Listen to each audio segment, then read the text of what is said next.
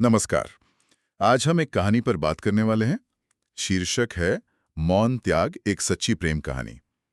ये कहानी मैसूर के पृष्ठभूमि पर है और इसकी खास बात यह है कि ये एकदम असल जिंदगी जैसी लगती है। मतलब कोई फिक्शन नहीं, बल्कि जमीनी हकीकत के बहुत करीब। तो आज हम कोशिश करेंगे कि इस कहानी की परतों को खोलें, इसके जो किरदार हैं महक और अर्जुन, उनके सफर को समझें और उन संदेशों को पकड़ने की कोशिश करें जो शायद पहली नजर में न दिखें। ये प्यार की कहानी तो है ही, पर उससे भी ज्यादा उन सामाजिक चुनौतियों की है जिनसे ये प्यार टकराता है। कहानी शुरू होती है एक बारिश की शाम से। मैसूर की एक कॉलेज छात्रा है महक और उसकी मुलाकात होती है एक डिलीवरी बॉय अर्जुन से, बिल्कुल अचानक। हाँ, और देखिए ऐसी कहानियां अक्सर हमें सोचने पर मजबूर करती हैं।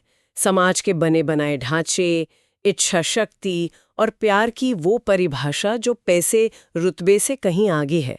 इसका आधार ही अपने आप में काफी दिलचस्प है। दो निहायत अलग सामाजिक आर्थिक पृष्ठभूमि के लोग और उनके बीच पनपता एक रिश्ता। देखना होगा कि कहानी इस तनाव को, इस जटिलता को कैसे आगे बढ़ाती है। बिल्कुल।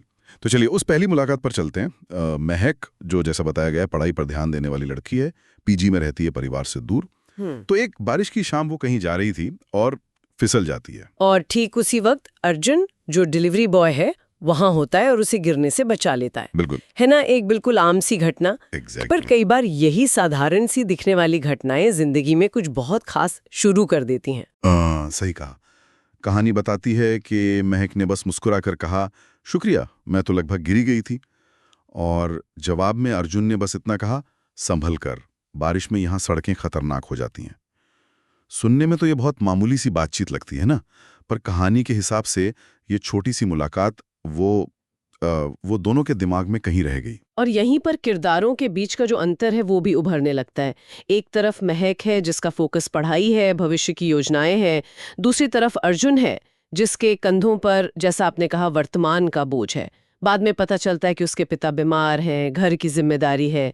तो ये पहली मुलाकात अनजाने में ही इन दो अलग अलग दुनियाओं को एक पल के लिए जोड़ देती है। ये बात सही है। तो इस मुलाकात के बाद कहानी कैसे आगे बढ़ती है?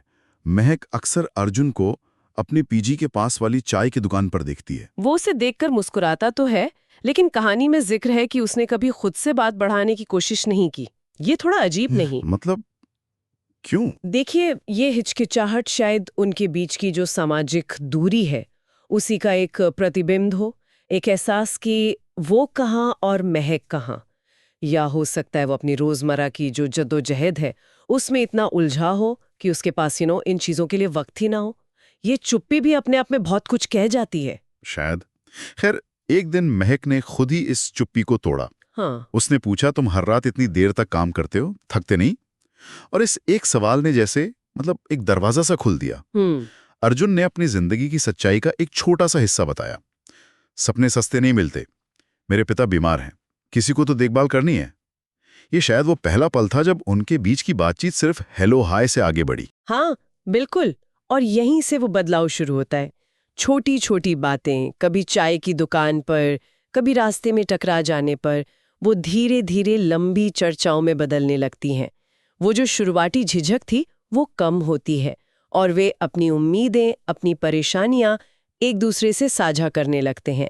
ये दिखाता है कि कैसे ईमानदारी और एक दूसरे को सुनने की इच्छा वो अलग अलग पृष्ठभूमि के इंसानों के बीच भी भरोसे का पुल बना सकती है। अर्जुन का अपनी निजी मुश्किलों के बारे में बताना ये उस रिश्ते में एक बहुत अहम पड़ाव था। लेकिन जैसे ही ये रिश्ता थोड़ा गहरा होता है तो फिर बाहरी दुनिया की नजरें उन पर पड़ने लगती हैं और यहाँ कहानी एक नया और ज्यादा चुनौतीपूर्ण मोड़ लेती है। महक की सहेलियां उसे टोकने लगती हैं। हाँ, और ये बाहरी दबाव अक्सर ऐसे रिश्तों में देखने को मिलता है जहाँ कोई सामाजिक या आर्थिक असमानता हो। सहेलियों की बातें, जैसा कहानी में लिखा है, तुम एक डिलीवरी बॉय से क्यों बात कर रहे हो, तुम बेहतर डिजर्व करती हो। ये बेहतर शब्द, ये अपने आप में बहुत कुछ कहता है ना?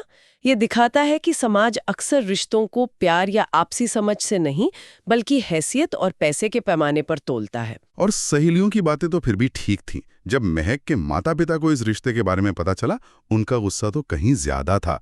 कहानी के मुताबिक उनकी प्रतिक्रिया थी सीधी सीधी अस्वीकृति। इतनी मेहनत से पढ़ाई की और अब तुम हमसे नीचे के स्तर वाले किसी से शादी करना चाहती हो। यहाँ साफ तौर पर महक की निजी पसंद और परिवार की जो सामाजिक इज्जत है उसके बीच सीधी टक्कर दिखती है। ये संघर्ष तो कई समाजों में बहुत ही आम है।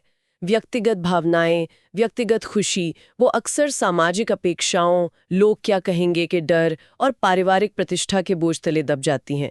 यहाँ दिलचस्प ये है कि कैसे दोनों पक्षों के लिए मूल्य की परिभाषा ही अलग है।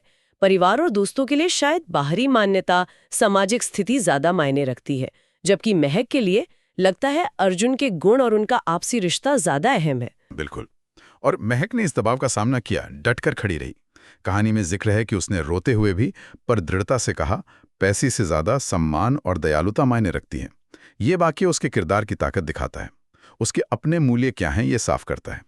उसने अर्जुन में वो देखा जो शायद दूसरे नहीं देख पा रहे थे या देखना ही नहीं चाहते थे। यहाँ ये भी गौर करने वाली बात है कि महक का ये स्टैंड लेना सिर्फ अर्जुन के लिए नहीं था, ये उसके अपने विश्वासों के लिए भी था। उसने सामाजिक दबाव के आगे झुकने से इनकार कर दिया। पर सवाल ये है कि क्या ये लड़ाई सिर्फ महक की थी? अर्जुन के लिए ये सब कैसा रहा होगा? उस पर क्या बीत रही होगी? हाँ, ये एक बहुत जरूरी सवाल है। और कहानी बताती है कि अर्जुन को भी बहुत कुछ झेलना पड़ा। उसे अपमान सहना पड़ा, लोगों की कानाफूसी सुननी पड़ी। जैसा कहानी में कहा गया है, लोग कहने लगे वो उसे पैसे के लिए फंसा रहा है। ये आरोप ये अपने आप में समाज की उस सोच को दिखाता है जहां एक आर्थिक रूप से कमजोर व्यक्ति पर, खासकर अगर वो पुरुष हो, तो हमेशा शक किया जाता है कि वो किसी अमीर या ऊंचे ओहदे वाले साथी का फायदा उठा रहा है। और ये शक रिश्तों पर बहुत भारी पड़ सकता है। ये सिर्फ बाहरी दबाव नहीं रहता, ये व्यक्ति के आत्मसम्मान को भी चोट पहुंचाता है, उसे अंदर से तोड़ता है। कहानी कहती है कि अर्जुन इस सब से इतना टूट गया था कि वो लगभग हार मानने ही वाला था, पीछे हटने वाला था। ये दिखाता है कि लगातार मिलने वाली नकारात्मकता और अस्वीकृति किसी के अंदरूनी विश्वास को कैसे हिला सकती है, चाहे प्यार कितना भी गहरा क्यों ना हो। हाँ, वो एक बहुत नाजुक मोड़ था रिश्ते में। लेकिन फिर महक ने स्थिति को संभाला। कहानी के मुताबिक उसने अर्जुन का हाथ थामा और कहा, अगर तुम चले गए तो मैं सब कुछ खो दूंगी, अगर तुम रुक गए तो हम मिलकर लड़ सकते हैं। ये शब्द सिर्फ दिलासा नहीं थे, ये एक तरह से साझेदारी का प्रस्ताव था, साथ मिलकर मुश्किलों का सामना करने का। और ये महक के किरदार का एक और पहलू दिखाता है। वो सिर्फ प्यार में पड़ी एक मजबूर लड़की नहीं है, वो सक्रिय रूप से एक्टिवली रिश्ते को बचाने के लिए खड़ी है। उसने अर्जुन को ये एहसास दिलाया कि इस लड़ाई में वो अकेला नहीं है, उसने रिश्ते की जिम्मेदारी साझा की। ये बहुत बहुत अहम है। उसी रात कहानी के अनुसार अर्जुन ने एक वादा किया, भले ही दुनिया मुझे ठुकरा दे, मैं तुम्हें कभी नहीं जाने दूंगा।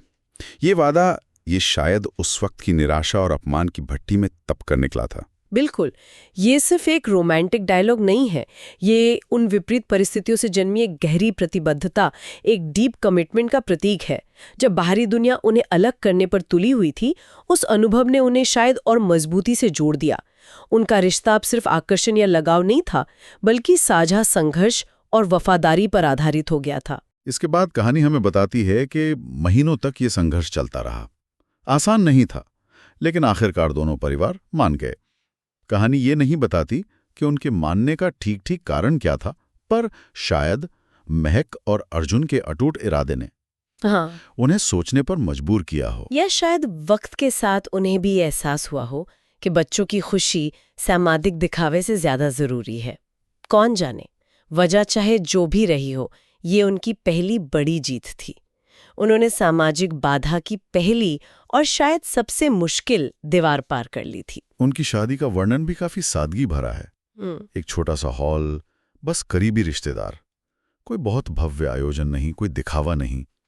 शादी के दिन महक की आंखों में आंसू थे और उसने अर्जुन से कहा, एक बारिश की शाम से इस दिन तक मैं कभी नहीं भूलूंगी।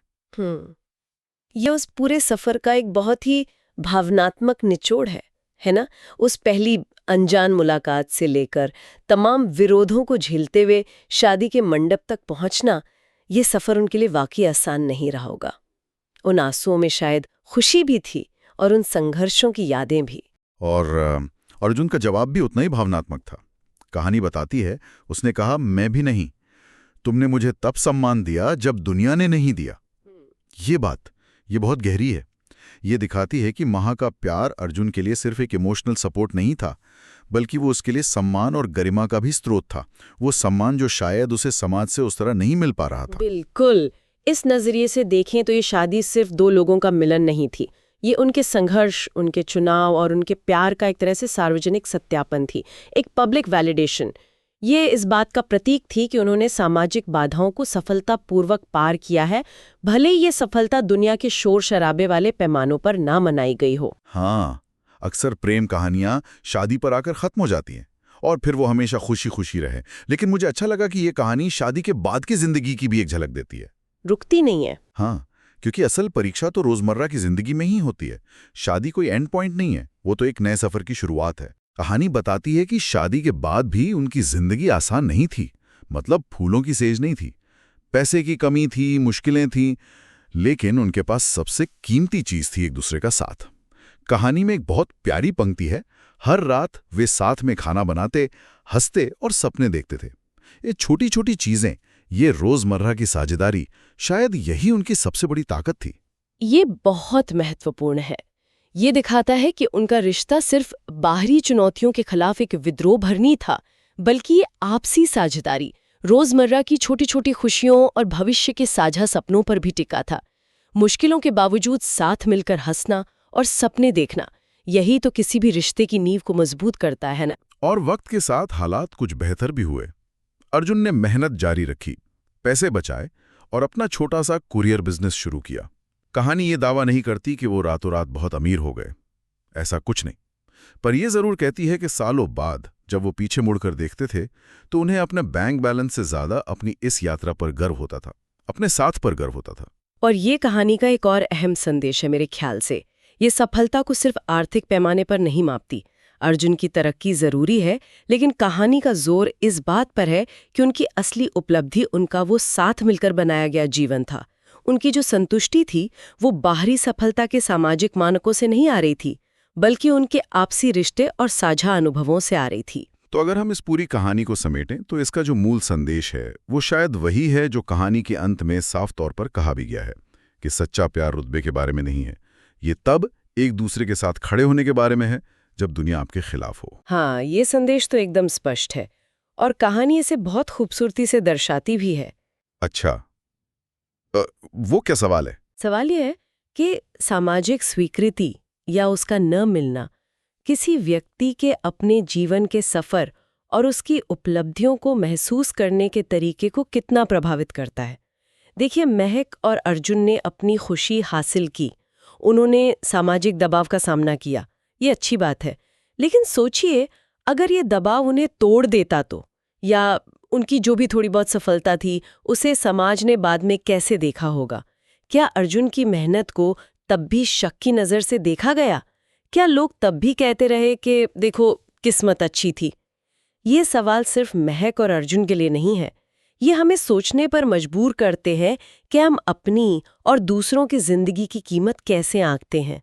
क्या हम अपनी संतुष्टि अपने अंदरूनी मूल्यों से तय करते हैं या बाहरी दुनिया की तालियों और मान्यताओं से? ये कहानी प्यार की तो है ही, पर यह व्यक्तिगत स्वाभिमान और सामाजिक नजरिए के बीच जो द्वंद्व चलता रहता है उस पर भी एक महत्वपूर्ण टिप्पणी है।